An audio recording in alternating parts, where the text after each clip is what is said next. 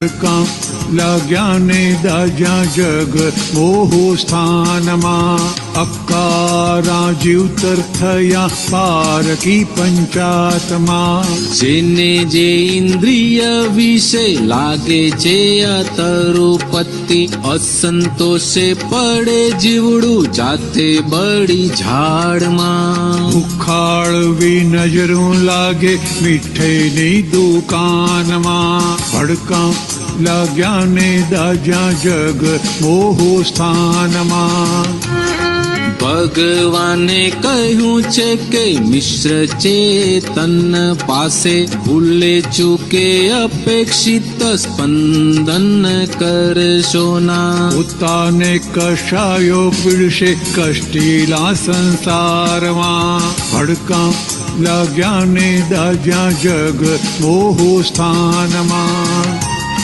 ઇન્દ્રિયો તો ફાટી જશે વધુ પડતા દાબમાં મધ્યસ્થ ભાવે જીવતર સોહે છે સંસારમાં જીભડીની અથડામણ ભયંકર અસંયમમાં ભડકા લાગ્યા ને દાજ્યા જગ મોહો સ્થાનમાં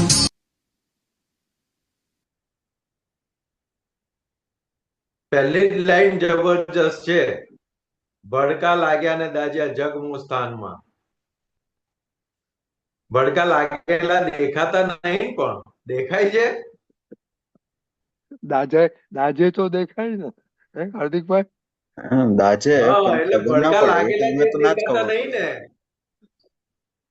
ભડકા લાગ્યા ને દાજ્યા જગમોહ સ્થાનમાં.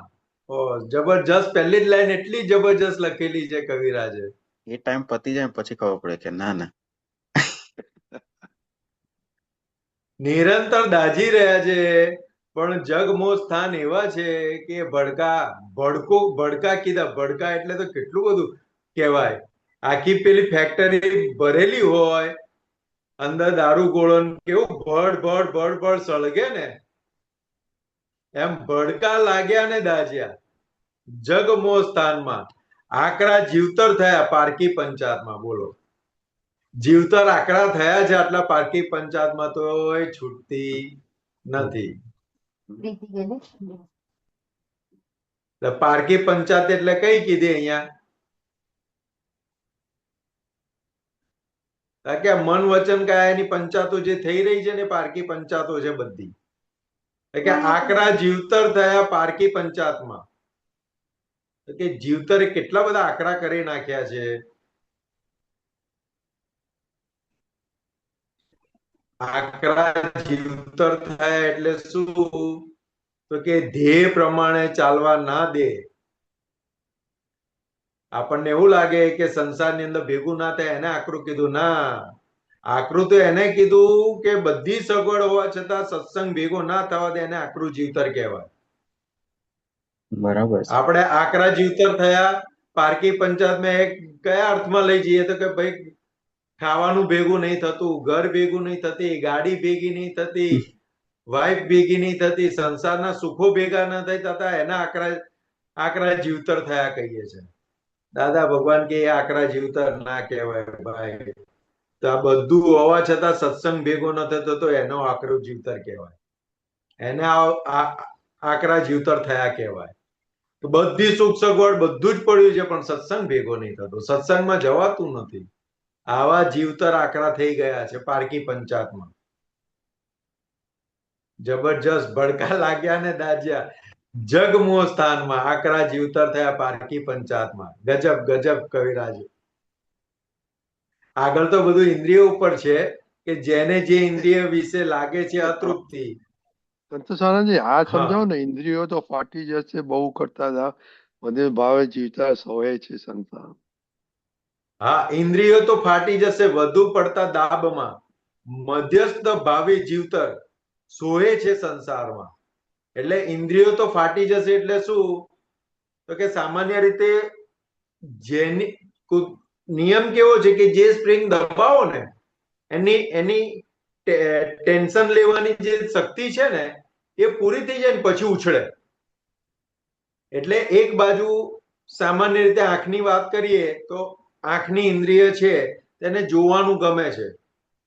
તમે જેટલું જેટલું જેટલું જેટલું એની ઉપર દાબ કરશો ને એટલે પછી એવું ફાટશે કે આખો દિવસ બધું જોજો જ કરશે, હા બીજું ઓકે કશું જ એ નહીં કરે. એટલે એવી રીતે પાંચેય ઇન્દ્રિયોનું એવી રીતે છે. જે ઓકે ઇન્દ્રિય ઉપર તમે કંટ્રોલ કરવા ગયા ને એ ઇન્દ્રિય પછી ફાટે એટલે તમારે કંટ્રોલ બહાર જતું રહે. એટલે શું કે ઇન્દ્રિયો તો ફાટી જશે વધુ પડતા દાબમાં. મધ્યસ્થ ભાવે જીવતર સોએ છે સંસારમાં. એટલે મધ્યસ્થ ભાવે જીવતર એટલે કેવું હોય તો કે એને સમજણ સાથે વાળવું પડે. ઇન્દ્રિયોનો સંયમ સમજણથી આવે એવો છે, દાબવાથી આવે એવો નથી. અને ઇન્દ્રિયોનો ધર્મ છે ખાલી, એની ડિમાન્ડ નથી. એની ડિમાન્ડ નથી કે મારે જોવું છે, મારે ખાવું છે, મારે સાંભળવું છે, મારે ચાવવું છે એટલે ટેસ્ટ માણવો છે, કે મારે સ્પર્શ કરવો છે. એ એનો ધર્મ છે, એની ડિમાન્ડ નથી. ડિમાન્ડ મનના લેવલે છે. બરાબર.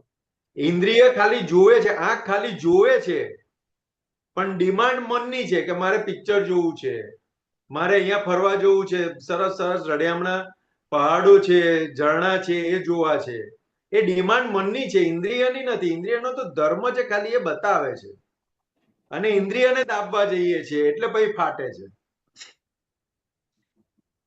એટલે દાદા કે મનને જેટલું જેટલું દબાવ્યું ને એટલું પછી એવું ઉછળશે ને કે પછી આખો દિવસ પેલા ટીવીની સામે ચોંટેલો જ રહેશે.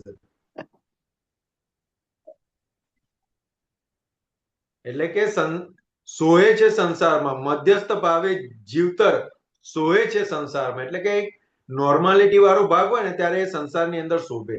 નોર્માલિટીની બહાર ગયો એટલે ખલાસ થઈ ગયો. એટલે કે જીબડીની અથડામણ ભયંકર અસંયમમાં. એટલે અસંયમ હોય ત્યારે જીબડીથી અથડામણ થાય. બહાર આવે છે ક્યારે તો કે અંદર અસંયમ થઈ ગયો એટલે બહાર આવી ગયું.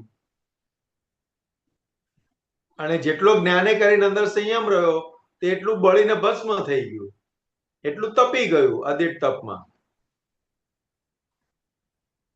એટલે સહેજ આપણને કોઈ લાગે ને એટલે સમજી લેવાનું કે આ ભડકાથી દાજ્યા છે આપણે.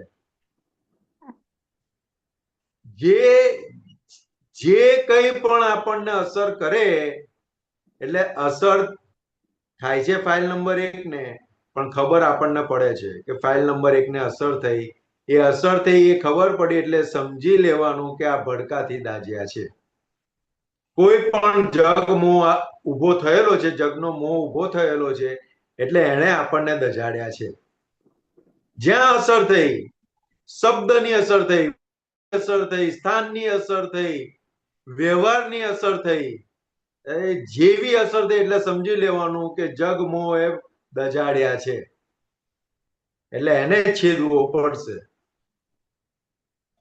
તમે આ છેલ્લે બોલ્યા ને એ સરસ સમજાઈ ગયા કે જેવી અસર થાય ને એવું સમજી અંજક મોએ તો ચાડ્યું, એ યાદ રહી જાય.